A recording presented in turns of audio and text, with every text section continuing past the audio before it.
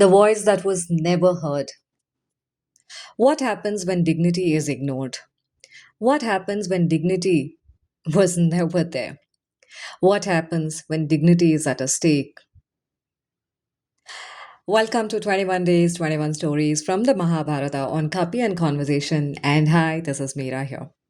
Absolutely, I'm talking about Draupadi Ma. Absolutely, I just love addressing her as Draupadi Ma. As you pour yourself a cup of coffee, find a quiet corner or a place that you feel comfortable with. Today, it isn't about war. It isn't about revenge. It isn't about humiliation. It's about something that happens long before all of that. It begins the moment someone's voice is no longer treated as human. Today's story absolutely belongs to Draupadi Ma. But before we meet her, I would like you to think for a moment. One moment. Not the biggest hurt of your life. As I'm asking you, how about closing your eyes and just looking into your mind picture? I would want you to think about the moment, not about the biggest hurt of your life, just that one moment when you spoke, nobody really heard you. Maybe someone interrupted, someone laughed, everyone looked away, and you stand over there like the earth is moving away from your feet. Your words disappeared into the room as though they never existed. Even you didn't exist for that matter. Sometimes dignity doesn't disappear because someone shouts at us, it disappears because nobody responds. Taking you into the story of Mahabharata. Mahabharata remembers Draupadi for many things: a queen, a wife, a woman of extraordinary strength. But today, let us meet her simply as someone who asked questions. We all know how she was dragged into the middle of the royal court. She looked at each and every person despite her attire being thrown into pieces. I wish this never happens to anyone. It hurts for me. It's really hard for me to talk about this. Her eyes were burning like a fire. She looked at each and every person boldly into their eyes, into them, beyond them also. The first question she asked to Dharma was, well, when you lost the game of dice, what right do you have that you stake me? Looking at all the other four brothers of Dharma, the archer, the strongest man, the twin with extraordinary sense to as you know what is going to happen in the future. What were you all doing? She looked at Bhishmacharya. Bhishma, Pitama, but his head was down. He lowered his head. She looked at Dhritarashtra and asked, is your justice also blind? O king, is your justice also blind? Vidura, wearing the silence as a attire now. What about each and every minister, each and every warrior, each and every person, each and every soul sitting in this royal court? Yes, she asked the question. None of them dare to look at her. Even the strongest man, even the man who borrowed his identity, who lived in the borrowed identity, Karna, he knew this was wrong. His head was down. He didn't know. I mean, he couldn't. He couldn't. When everything around her collapsed, she did something remarkable. Like I mentioned, she asked question. She searched for justice here and there. She looked around the royal court and asked, does nobody see what is happening? Not because she was weak, but because she still believed someone would respond. Around her sat the elders, warriors, teachers, kings, people known for wisdom, people respected for age, people celebrated for courage. Yet something unusual happened. The room became quieter than it had ever been. Not the quietness, even, it was much quieter than the person who's going through a grief. I wish that doesn't happen. Not because nobody knew the answer, but because nobody wanted to become the answer. It is not like nobody was about to answer or nobody knew what is the answer. Nobody didn't want to answer. None of the above what I shared. But because nobody wanted to become the answer, nobody wanted to take it up. Silence has many phases. I want to talk about this. When we hear the story, we often notice the people who acted. But today, I would like us to notice the people who didn't. Silence wear many disguises. I don't want to trouble. This isn't my place. This isn't my monkey. This isn't my circus. It isn't affecting me. I'll stay neutral. Silence often sounds reasonable until one day it becomes a permission. Until one day, the silence which looks louder and with a slap on the face. Let me bring it. You've experienced this not in a royal court, but around a dining table, in a classroom, during a meeting, inside a family gathering, in your own house, with your own people. Someone makes a joke at another person's expense. Everyone smiles.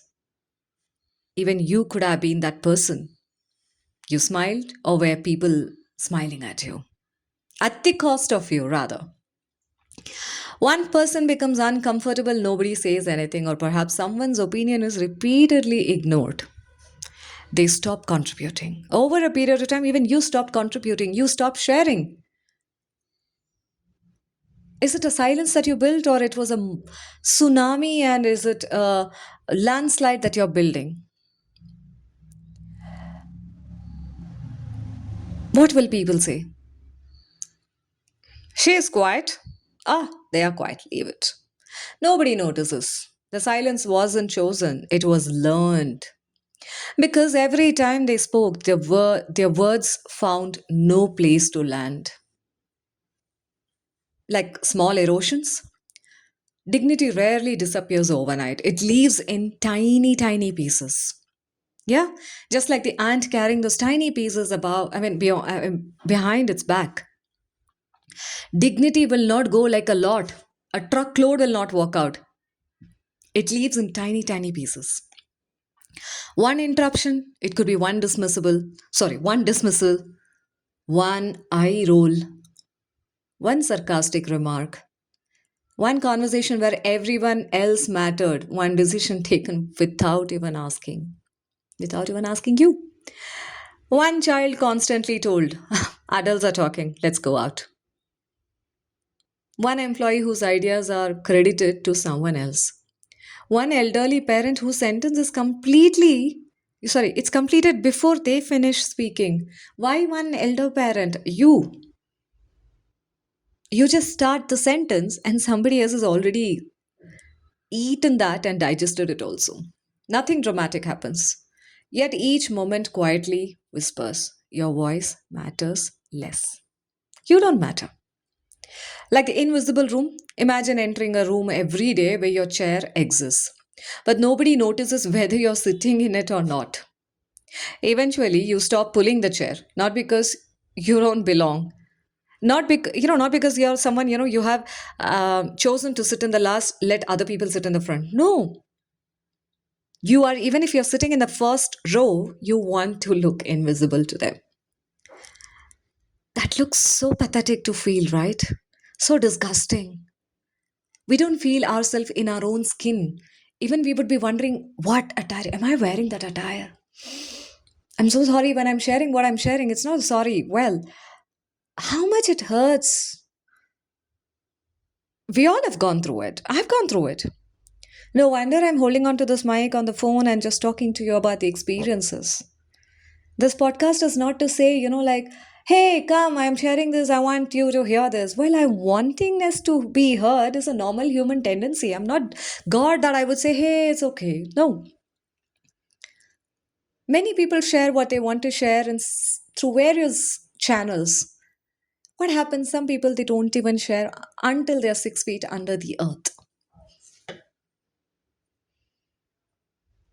Not because you don't belong, because you've stopped expecting to be welcomed in the first place. Many relationships don't break because of arguments. Like I was telling a while ago, Um, Things, the dignity doesn't work as a wholesome, it works in those tiny, tiny, tiny, tiny bits. Relationships don't break because of arguments alone, but what that argument brings to the table. They slowly weaken because one person no longer feels heard. Draupadi's question. The question Draupadi asked wasn't only about herself, it was also a question to everyone present. What kind of people are you becoming by remaining silent? That question still exists. Yes, that question still exists. Only the locations have changed. Schools, homes, office, friendship, friendship, of course. Communities. Sometimes we ask, who hurt this person? A different question, maybe. Who stayed silent? Just looking within. Before we become uncomfortable or get into that discomfort, let's turn the mirror gently towards ourselves.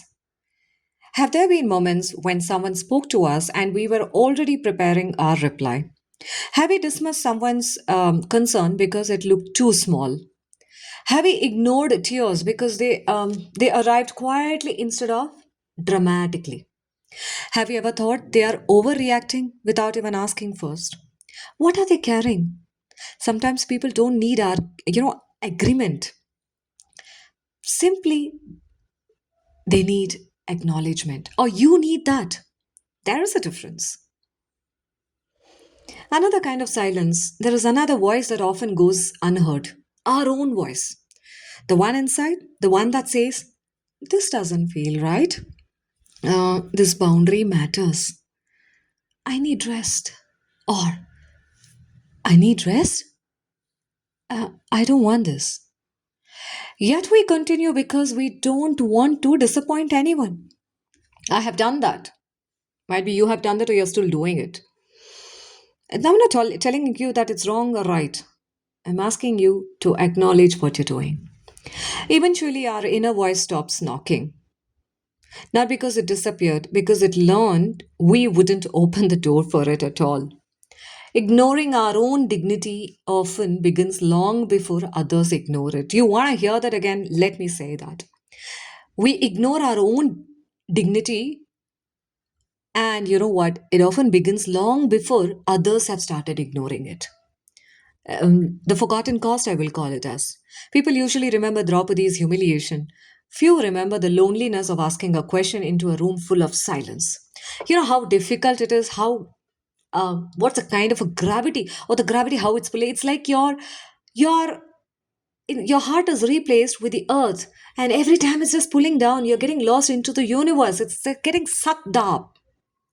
It's just like a suction pump. Loneliness isn't always the absence of people. Sometimes it's the absence of response. Imagine just a small story. Imagine a child excitedly showing a drawing. I've shared this earlier also. They wait. An adult glances at it 2 seconds. Ah, nice. Without even looking at it. The child folds the paper. The drawing wasn't rejected, but neither was it received. Sometimes people don't stop sharing because they lack ideas. They stop because they no longer believe anyone is listening to. Perhaps dignity begins somewhere very ordinary, acknowledging, to listen to, in allowing someone to finish the sentence, in making an eye contact, or in asking, "Tell me more." Hey, I'm hearing. I hear you. Go ahead. Not because we agree, but because another human deserves to know they exist in our attention in front of us. They want to be seen, they want to be felt, they want to be acknowledged. Dignity grows wherever listening becomes more important than winning. Let me pin this to the situation when Karna was accepted, was acknowledged, was seen, was heard by Duryodhana. Yes, Karna went to the wrong side, but he went there in the name of a gratitude. He went there because he felt heard, he felt acknowledged. Despite Karna being courageous person who doesn't have to actually beg, borrow others to make his identity to be felt or seen. But he did that. Well, today's story wasn't asking us to judge the people in that ancient court alone. Just imagine Draupadi is asking you. As I'm sharing what I'm sharing, I invite you to listen to the podcast. It is about the Yakshi is alive within us, a conversation between Sita and Draupadi in an author's mind. This was one of the winning entries for a book. This character, Draupadi, like I mentioned, it is just not about the one who lived in the royal court and the Mahabharata. Each and every individual, whether you're a man or a woman, doesn't matter. She lives in you. It was like, it was inviting us to notice the rooms we enter every day. Just imagine Draupadi is asking you this. Am I becoming someone whose presence makes others feel smaller? Am I feeling smaller with the other person's presence? Or someone who's listening quietly restores another person's dignity? Vice versa, also. Because voices are not always lost through the noise, sometimes they disappear into silence. Thank you for sharing your cup of coffee with me today on this episode, day 9 of 21 days, 21 stories from the Mahabharata. Tomorrow or on the next episode, I'll meet you with yet another familiar character, not to study history, but to understand ourselves a little more. Until then, listen carefully. Someone's unheard voice may be waiting much closer than you think. Like you also feel your voice is unheard, there could be someone else also. How about just sitting across the table over a cup of coffee and just listening to? Signing off, this is Meera, Mayaakatha. One story, one reflection, one conversation on Kapi and Conversation. See you.